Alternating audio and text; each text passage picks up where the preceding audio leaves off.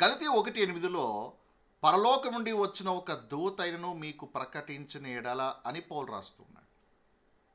అంటే ఈ వచన ప్రకారంగా దేవదూతలు కూడా సువార్తను ప్రకటిస్తారా? బైబిల్లో చాలామంది సువార్తను ప్రకటించారు, పౌలు కూడా సువార్త ప్రకటించారు. కానీ ఈ వచనంలో పరలోకం నుండి వచ్చిన ఒక దూత ఆయనను మీకు ప్రకటించిన ఎడల అంటే దూతలు నిజంగానే వచ్చి సువార్త ప్రకటిస్తారా? ఈ డిస్పెన్సేషన్ ఆఫ్ గ్రేస్లో దూతలు కూడా సువార్త ప్రకటిస్తారా? ప్రకటించినట్టుగా మనకు లేఖనాల్లో ఎక్కడా కూడా ఎలాంటి ఆధారం లేదు. అలాంటి సందర్భం కానీ ఆ కాంటెక్స్ట్ కానీ మన బయలు ఎక్కడా కనిపించదు. మరి పరలోకం నుండి దూత వచ్చి ప్రకటించడం అనేది సాధ్యమేనా? అయ్యే పనినా? కాకపోతే పౌలు ఎందుకు రాస్తున్నాడు? ఒకవేళ అయింది, జరుగుతుంది, సాధ్యమవుతుంది అంటే బైబిల్లో మనకి ఇక్కడ ఆ కాంటెక్స్ట్ కనిపించదు. అసలు ఈ వచనాలు ఎలా అర్థం చేసుకోవాలి? ఈ డౌట్ మీకు కూడా వచ్చి ఉంటుంది కదా. ఈ బైబిల్ చదువుతున్నప్పుడు, ముఖ్యంగా గలతీ 1:8 చదువుతున్నప్పుడు పౌలు ఎందుకు ఇలా అన్నాడు? దూతలు వచ్చి నిజంగా ప్రకటిస్తారా? ఆ డౌట్ సహజంగా మీకు వచ్చింటుంది. వచ్చింటే కింద కామెంట్ సెక్షన్లో తెలియచేయండి. సో పౌలు ఈ మాటను చెప్పడంలో ఉన్న ఉద్దేశం ఏంటి? ఈ వీడియోలో డీటెయిల్గా మనం స్టడీ చేసి ఆన్సర్ చూడబోతున్నాం. ఒకవేళ మీరు నా ఛానల్కి కొత్తగా వచ్చినట్లయితే సబ్స్క్రైబ్ చేసుకోండి, ఫాలో అవ్వండి. నేను చేసే ప్రతి వీడియో మీకు నోటిఫికేషన్ ద్వారా వస్తుంది. So without a delay, let's jump into the topic.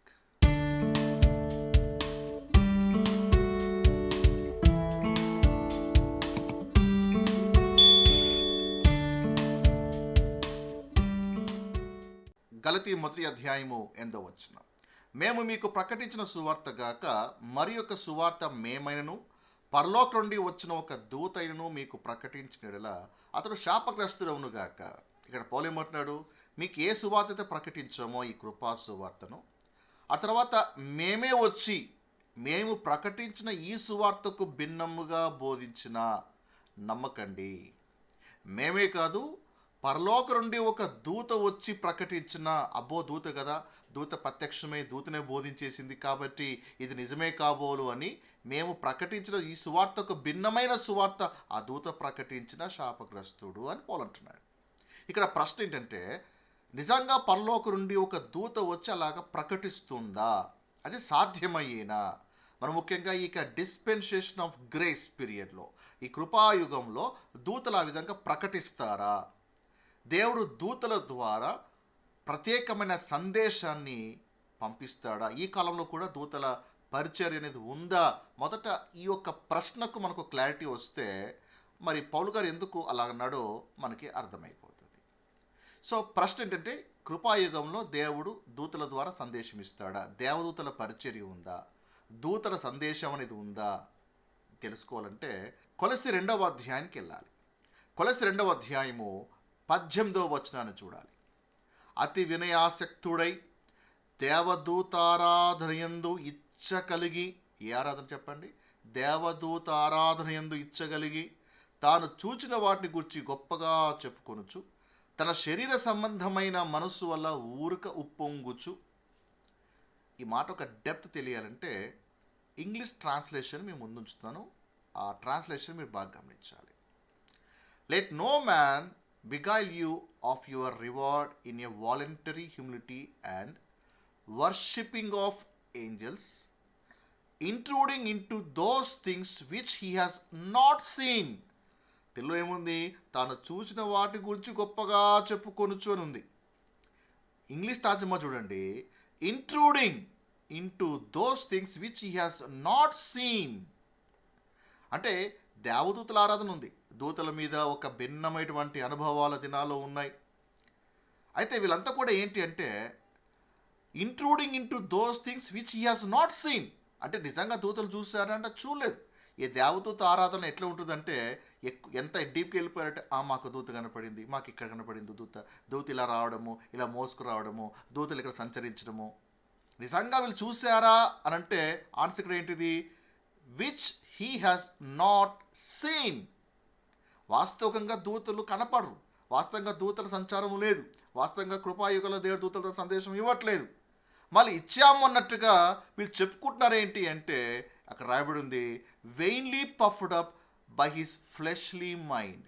తన శరీర సంబంధమైన మనసు వల్ల ఊరక ఉప్పొంగుచున్నాడు. చూడలేదు, కానీ ఉప్పొంగుచున్నాడు. చూసినాను అన్నట్టుగా ఉప్పొంగుచున్నాడు, కనపడింది అన్నట్టుగా ఉప్పొంగుచున్నాడు. ప్రియులరా, దూతల మినిస్ట్రీ మీద చాలా పుస్తకాలు ఉన్నాయి, చాలా వీడియోస్ ఉన్నాయి, ఏంజలిక్ మినిస్ట్రీసే ఉన్నాయి.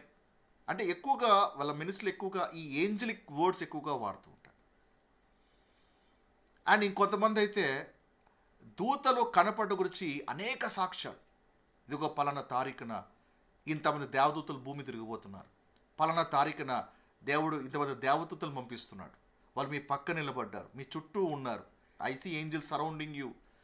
ఇలాగా కొంతమంది ప్రవచిస్తూ ఉంటారు, కొంతమంది చూసామన్నట్టుగా సాక్ష్యాలు కూడా చెప్తూ ఉంటారు. మరి వాళ్ళ అనుభవాలు నమ్ముదామా, వాక్యం నమ్ముదామా? వాక్యం ఏమంటుంది?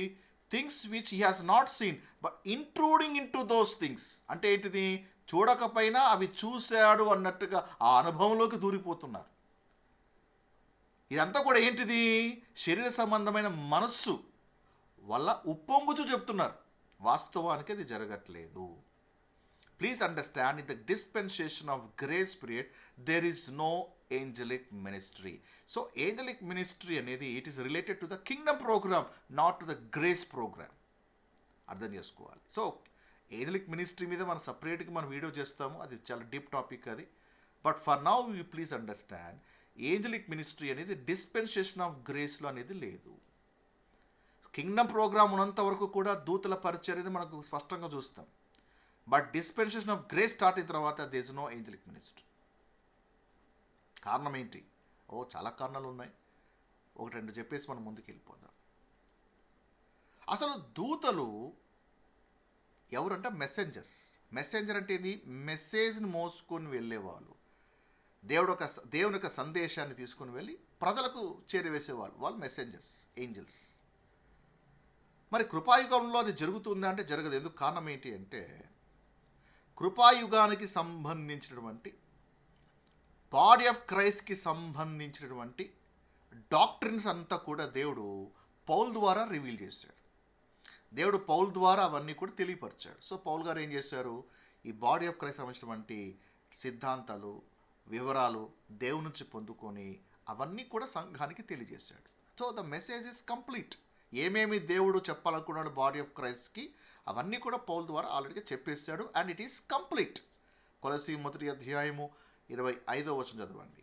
దేవుని వాక్యమును అనగా యుగ యుగంలోను తరతరములోను మరుగు చేయబడి ఉన్న మర్మమును, దేవుని వాక్యము అని పౌల్ గారు ఎక్స్ప్లెయిన్ చేస్తాడు. ఏ వాక్యము? Not a prophetical word, is a mystery program సంబంధించిన వాక్యం. ఎందుకంటే బాడీ ఆఫ్ క్రైస్ట్ సంబంధించినటువంటి వాక్యాలన్నీ కూడా పౌల్ కంటే ముందు దేవుడు ఎవరికి బయలుపరచలేదు, ఎవరికి రివీల్ ఇవ్వలేదు. ఇవన్నీ కూడా పౌల్ ద్వారా దేవుడు రివీల్ చేస్తున్నాడు. సో ఇది mystery program. So mystery program అంతటిని కూడా దేవుడు పౌల్ ద్వారా రివీల్ చేశాడు. మరుగు చేయబడిన మర్మమును సంపూర్ణముగా ప్రకటించుటకు. సో పౌలు గారు బాడీ ఆఫ్ క్రైస్ట్కి సంబంధించినటువంటి వివరాలన్నీ కూడా, మిస్టరీస్ అన్నీ కూడా సగం సగం బోధించాడా, సంపూర్ణముగా బోధించాడా? సంపూర్ణం అంటే ఏంటిది? Nothing added and nothing should be removed. సంపూర్ణం అంటే కంప్లీట్. పౌల్ గారికి దేవుడు కొన్ని బయలుపరిచిన తర్వాత కొంతకాలానికి అరే పౌల్ గారికి కొన్ని విషయాలు నేను చెప్పడం మర్చిపోయాను అని దేవుడు మళ్ళా ఒక దూతను పంపించి, ఆ దూత నువ్వు వెళ్ళి చెప్పు అని దేవుడు చెప్పిస్తాడా? దేవుడు. అందుకే వాక్యం సంపూర్ణమై ఉంది కాబట్టే కదా ఇక్కడ పౌల్ గారు ఏమంటాడు? పరలోకం నుండి వచ్చిన ఒక దూత వచ్చి చెప్పినా కూడా నమ్మద్దండి అంటే అంత యాక్యురేట్గా, అంత అథెంటిక్గా చెప్తున్నాడు. ఏంటిది? Message is complete. ఇంకా ఎవరు వచ్చి ఏమి చెప్పినా, సూపర్ న్యాచురల్ ఎక్స్పీరియన్స్లో ఎవరు వచ్చి ఏమి చెప్పినా కూడా నమ్మద్దండి. వాక్యము సంపూర్ణము. Word of God is complete. So please understand this. లేదండి మా అనుభవాలు ఉన్నాయి, మాకు ఇట్లా దేవుడు ఇట్లా చెప్పాడండి, సంఘాలకి ఇది చెప్పమంది నాకు చెప్పాడు అని ఒకళ్ళు ఎవరైనా లేచి చెప్పడానికి ట్రై చేస్తుంటే they are trying to add to the Paul's gospel. వాళ్ళు పౌలు సువార్తకి ఇంకా యాడ్ చేయడానికి ట్రై చేస్తున్నారు. ఇండైరెక్ట్గా ఏం చెప్పాలనుకుంటారంటే పౌలు గారు మీకు బయలుపరిచేటువంటి వాక్యము అసంపూర్ణమండి, సగం చెప్పారు, కొంచెమే చెప్పారు, ఇంకొంచెం మా ద్వారా బయలుపరుస్తున్నారు అన్నట్టుగా చెప్తున్నారు వీళ్ళంతా కూడా. సో అందుకే ప్రొఫెటికల్ మినిస్ట్రీకి కాస్త దూరంగా ఉండాలి. Please understand. దేవుడు ఏమి మాట్లాడినా కూడా పౌలు పత్రికల ద్వారానే మాట్లాడుతున్నాడు. Word of God is complete. ఈరోజు ఎవరైతే లేదు మాతో మాట్లాడుతున్నాడు, దేవుడు మాకు చెప్పాడండి, మాకు ఇది చెప్పాడు అట్లా అంటే ఆయా మాటలు పౌలు పత్రికల ప్రకారం ఉన్నాయా లేదా చెక్ చేసుకోండి. పౌలు పత్రికలో దేవుడు ఒకటిగా చెప్పి, ఒక రకంగా చెప్పి, దానికి భిన్నంగా దేవుడు ఇంకొక వ్యక్తిని లేపి దానికి భిన్నమైనటువంటి వాక్యాల్ని సువార్తను దేవుడు చెప్పాడుగా. God will not contradict himself. లేకుంటే దేవుడు ఏమవుతాడు? అబద్ధికుడు అవుతాడు. దేవుడు అబద్ధికుడు అవుతాడా? Let man be a liar and God be the true. Okay, so ఇక్కడ మనం ఏం నేర్చుకున్నామంటే దేవుడి వాక్యం సంపూర్ణమై ఉన్నప్పుడు, అండ్ ఇప్పుడు చెప్పండి, దేవుడు మళ్ళీ దూతలు పంపించి ఏ సందేశం ఇస్తాడు? దేవుడు దూతలు పంపించి ఏ పర్టికులర్ మెసేజ్ని యాడ్ చేయడానికి పంపిస్తాడు? దూతలు అంటేనే సందేశం మోసుకుని వెళ్ళేవారు. ఇప్పుడు దూతలు ఏ సందేశం మోసుకుని వెళ్తున్నారు? ఒకవేళ సందేశాన్ని వెళ్ళి ప్రజలకు చెప్పాలన్నా అసలు బాడీ ఆఫ్ క్రైస్ట్ సంబంధించినటువంటి ఈ జ్ఞానమే దూతలకు తెలియదు. సంఘము ద్వారా దేవుడు దూతలు ప్రకటిస్తుంటే, సంఘము ద్వారా దూతలకి దేవుడు ప్రకటింపజేస్తున్నాడు ఈ మిస్టరీస్ అన్ని. అందరికీ దూతలు కూడా తెలియదు. ప్లీజ్ అండర్స్టాండ్, ఈ వచనం అర్థం చేసుకోవాలి. బాడీ ఆఫ్ క్రైస్ట్ సంబంధించినటువంటి మిస్టరీస్ ఏమైతే ఉన్నాయో పౌలు కంటే ముందు దేవదూతలు కూడా తెలియదు. పౌలు ద్వారా దేవుడు బాడీ ఆఫ్ క్రైస్ట్కి దేవుడు తెలియపరిచి, బాడీ ఆఫ్ క్రైస్ట్ ద్వారా దేవుని జ్ఞానం ఎలాంటిదో ఎంతో గొప్పదో సంఘము ద్వారా దూతలు ప్రకటింపజేస్తున్నాడు. అలాంటిది దూతలు వచ్చి ప్రకటించజేయడం ఏంటి? మరి దూతలు కృపాకాలంలో ప్రకటించారు అని చెప్పారు, బాగానే ఉంది. మరి ఇక్కడ గలతీ 1:8 పరలోకం నుండి వచ్చిన ఒక దూతను మీకు ప్రకటించిన ఎడలని పౌలు ఎందుకు అంటున్నాడు? కారణం ఏమన్నా ఉండొచ్చు. ఎస్, కాస్త మనం విశ్లేషణ చేద్దాం. ఇక్కడ పౌలు పరలోకం నుండి వచ్చిన ఒక దూతను మీకు ప్రకటించిన ఎడలని పదం ఎందుకు వాడుతున్నాడు? కారణం ఏమంటే ఇది హైపర్బోలిక్ ఎక్స్ప్రెషన్, లేదా ఇట్ ఈస్ అన్ ఎగ్జాగరేషన్. మన తెలుగులో చెప్పాలనుకుంటే కాస్త అతిశయోక్తి అని చెప్పచ్చు. ఒక ఎగ్జాంపుల్ ఇస్తాను, ఆ తర్వాత కొన్ని వచనాలు కూడా మనం పరిశీలన చేద్దాం. ఇప్పుడు సాధారణంగా మనం ఒక డైలాగ్ వింటుంటాం, నేను ఎవరి మాట వినరా, దేవుడు దిగి వచ్చినా కూడా నేను వినరా అంటాం. ఫర్ ఎగ్జాంపుల్, దేవుడు దిగి వచ్చినా వినను అంటే నిజంగా దేవుడు దిగి వస్తాడా? దిగి వచ్చి చెప్తాడా అంటే కాదు. అంటే తాను ఎవరి మాట వినను అని చెప్పడానికి అతిశయోక్తిగా, ఎగ్జాగరేషన్గా, పారాబోలిక్గా ఆ పదాన్ని వాడుతున్నాడు. నిజంగా జరగదు అది. ఉదాహరణకి ఇంకొక ఎగ్జాంపుల్ చెప్తాను. ఆ వ్యక్తిని చూస్తే నా రక్తము మరిగిపోతుంది అంట. అంటే నిజంగానే ఆ వ్యక్తి చూసినప్పుడు మన శరీరంలో ఉన్న రక్తం అంతా అలాగా మసులుతూ ఉంటుందా? రక్తం ఎప్పుడు మరగదు, కానీ అంత కోపంగా ఉన్నాను అని చెప్పడానికి ఆ ఎక్స్ప్రెషన్ మనం వాడుతున్నాం. ఆ వ్యక్తి అండి నా బుర్ర తినేసాడండి అంటే ఇంకా నీకు బుర్ర లేదా? నిజంగా జరిగిపోయిందా? కాదు. అంటే ఆ వ్యక్తి అంతగా సతాయిస్తున్నాడు అని చెప్పడానికి మనం ఇలాంటి పదాలు వాడుతుంటాం. సో గలతీ 1:8 కూడా సేమ్ అలాగే జరిగింది. ఇక్కడ పౌలు గారు ఏమంటాడంటే, నేను మీకు ప్రకటించిన సువార్త కాక మరి యొక్క సువార్త మేమైనను మాకంటే గొప్పవాళ్ళు, అంటే ఎవరు? దేవదూతలు కానీ పరలోకంలో ఉన్న వాళ్ళు కానీ, అంటే అంతటి వాళ్ళు వచ్చి చెప్పినా కూడా నమ్మద్దండి అని ఎగ్జాగరేషన్గా చెప్తున్నాడు తప్పనిచ్చి నిజంగా దేవతలు వచ్చి వాళ్ళు సువార్త ప్రకటించారు. సో బైబిల్లో కొన్ని పరిభాషలు తెలుసుకోవాలి, కొన్ని పారాబోలిక్ ఎక్స్ప్రెషన్స్ కూడా తెలుసుకోవాలి. రైట్. సో మీకు ఒక బైబిల్ నుంచి ఒక రెఫరెన్స్ చూపిస్తాను, కొన్ని వచనాలు చూపిస్తాను, అప్పుడు మీకు అర్థమవుతుంది. ఇప్పుడు ఈ వచనంలో పరలోకం నుండి వచ్చిన దూత అనేటువంటి మాట కనపడుతుంది కదా. రైట్. పౌలు గారు నోటి నుంచి వచ్చేటువంటి ఇంకొక కాంటెక్స్ట్ దూతకు సంబంధించిన ఏదైనా ఉంది అంటే మనకి 1 కొరింథీ 13వ అధ్యాయంకి వెళ్దాం. సో 1 కొరింథీ 13వ అధ్యాయం ఏంటిది? ఇట్స్ అబౌట్ ద లవ్, ప్రేమ గురించి. అండ్ కొన్ని ట్రాన్స్లేషన్లో it's about the charity. So whatever it is.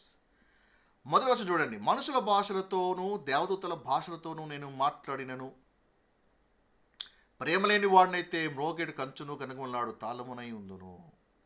మనుషుల భాషలతోనూ, ఏమిటి మనుషుల భాషలు ఎన్ని ఉన్నాయి చెప్పండి. ఇప్పుడు మనుషుల భాషలన్నీ పౌలు మాట్లాడేశాడా అంటే ఆన్సర్ ఇస్ నో. దేవదూతల భాషలతో నేను మాట్లాడినను, మళ్ళీ పౌలు గారు దేవదూతల భాష మాట్లాడా? కొంతమంది అనుకుంటారు దేవదూతల భాషే అన్ని భాష. కాదు, దేవదూత భాష అనే భాష కాదు. సో సపరేట్గా మనం దాని మీద ఒక వీడియో చేద్దాం. ఇక్కడ దేవదూతల భాష వేరు. మళ్ళీ పౌలు గారు దేవదూత భాష మాట్లాడి ఉంటే బైబిల్ ఏదైనా ఒక స్క్రిప్చర్ చూపించండి, పౌలు గారు దేవదూత భాష మాట్లాడారు అని. Will not find one scripture in the Bible. రెండవ చూడండి, ప్రవచించు కృపావరము కలిగి మర్మములన్నీయు జ్ఞానమంతయు ఎరిగిన వాడునైనను. ఏమంటే పౌలు గారికి మర్మములన్నీ అర్థమైపోయాయి? Answer is no. అంటే బాడీ ఆఫ్ క్రైస్ట్కి ఏమేమి కావాలో అవన్నీ కూడా దేవుడు పౌలు ద్వారా బయలుపరిచాడు, దట్స్ ఫైన్. అని అర్థము ఇక అన్ని మర్మాలు తెలిసినట్టు కాదు. ఓకే, జ్ఞానమంతయు అంటే అంతా జ్ఞానం ఉందా పౌలుకి? అంత మేధస్సు ఉంది, అంత జ్ఞానవంతుడా అంటే ఆన్సర్ ఈజ్ నో. కొండలు పెక్కిలింపగల పరిపూర్ణ విశ్వాసం గలవాడై అంతటి ఫెయిత్ ఉందా? ఎక్కడన్నా పౌల్ గారు ఆ విశ్వాసం ఉంచి ఇలాంటి అనుభవాన్ని ఎప్పుడన్నా చెప్పాడా అంటే ఆన్సర్ ఈజ్ నో. మూడవ వచనం, బీదల కొరకు నా ఆస్తి అంతయు ఇచ్చినను. మన పౌలు గారు తన ఆస్తి అంతా బీద కోసం ఇచ్చేసాడా? You not find any scripture in the Bible. కాల్చబట్టుకు నా శరీరము అప్పగించినను, అలాగ ఇచ్చేసాడా? లేదు. అంటే ఇక్కడ పౌలు గారు ఏం చెప్తున్నాడు? ఇక్కడ నేను ఇవన్నీ చేశాను అని చెప్పట్లేదు, లేదా నేను ఇవన్నీ చేయగలుగుతాను అని చెప్పట్లేదు. పౌలు గారు ఏం చెప్పాలనుకున్నారంటే, ఒక వ్యక్తి ఇలాంటి ఇన్క్రెడిబుల్ అచీవ్మెంట్స్ అన్నీ చేసిన ఒక వ్యక్తి ఇలాంటివన్నీ చేసినప్పటికీ ప్రేమ లేకపోతే వేస్ట్ అని చెప్పడానికి పారాబోలిక్గా ఇవి చెప్తున్నాడు. పౌలు తాను చేశానని చెప్పట్లేదు, చేయగలను అని చెప్పట్లేదు. అంటే ఇంత చేసినప్పటికీ కూడా ప్రేమ లేకపోతే వేస్ట్ అయ్యా అని చెప్పడానికి రాస్తున్నాడు ఇక్కడ. అర్థమైందా? సో ఇక్కడ దేవదూతల భాషతో నేను మాట్లాడను అంటే నిజంగా పౌలు గారు దేవదూత భాష మాట్లాడలేదు, ఆ లాంగ్వేజ్లో పౌలు గారు మాట్లాడలేదు. అంటే అలా చేసినప్పటికీ కూడా ప్రేమ లేకపోతే వేస్ట్ అని చెప్పడానికే తప్పనిచ్చి పౌలు ఇవన్నీ చేశాడు అని చెప్పట్లేదు. సేమ్ అదే కాంటెక్స్లోనే మనము గల్తీ 1:8 చూడాలి. సో మేము ప్రకటించిన సువార్త కాక మరి ఒక సువార్త, పరలోకం నుండి వచ్చిన ఒక దేవదూత అయినను అంటే నిజంగా దేవదూత వచ్చి ప్రకటిస్తారని కాదు. అంటే మాకంటే మించిన వాళ్ళు ఎవరైనా వచ్చి చెప్పినా కూడా నమ్మద్రా బాబు, మాకు మించిన వాళ్ళు, మాకంటే గొప్ప వాళ్ళు, మాకంటే బలవంతులు, మాకంటే ఒక భిన్నమైనటువంటి ఉన్నతమైనటువంటి వర్గానికి చెందిన వాళ్ళు వచ్చి చెప్పినా పొరపాటున కూడా నమ్మద్దు అని చెప్పడానికి ఎగ్జాగరేటెడ్గా ఈ మాట వాడుతున్నాడు. అంతేగాని దూతలు వచ్చి సువార్త ప్రకటించరు. Okay, so hope your doubt is clarified. మీ సందేహం క్లారిఫై అని అనుకుంటున్నాను. అండ్ వచనాలు ఇంకోసారి బాగా పరిశీలన చేయండి. స్క్రిప్చరే మనకి జవాబు. ఓకే, సో నెక్స్ట్ వీడియోలో మరొక టాపిక్తో కలుసుకుందాం. Until then, God bless you.